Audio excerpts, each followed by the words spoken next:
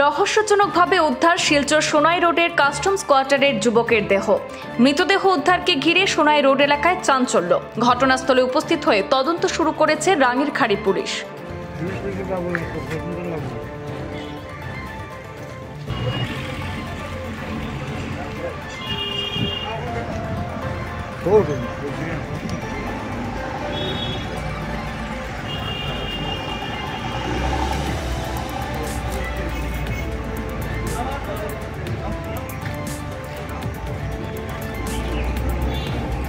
জানা গেছে, সোমবার সকালে স্থানীয়রা দেখতে পান সোনাই রোডের কাস্টমস কোয়ার্টারের এক যুবকের মৃতদেহ পড়ে রয়েছে।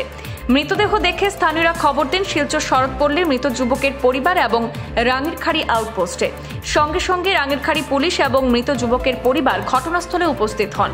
ম্যাজিস্ট্রেটের উপস্থিতিতে মৃতদেহটি উদ্ধার করে ময়নাতদন্তের জন্য শিলচর মেডিকেল কলেজ হাসপাতালে পাঠানো হয়েছে। সংবাদ মাধ্যমের সাথে কথা বলতে গিয়ে মৃত যুবকের মা জানিয়েছেন, স্থানীয়রা তাদের খবর দিলে তারা ঘটনাস্থলে উপস্থিত হয়ে মৃত যুবককে তাদের ছেলে কুটি দাস বলে শনাক্ত করেছেন। তাদের ঘর শিলচর শরৎপল্লী এলাকায় বলে জানা গিয়েছে। শরৎপল্লী নাম কি দাদা?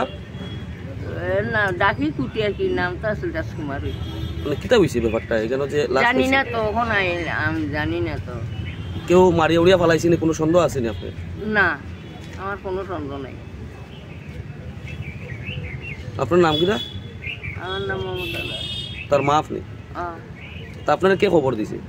আমার মানুষের যেন যায়, আমার দাঁড়ার মানুষের কইছে এরম এই মানুষ মারা গেছে, তোমরা ছেলের মতনই দেখিয়া গেছে, ওই খবর পেয়েছে।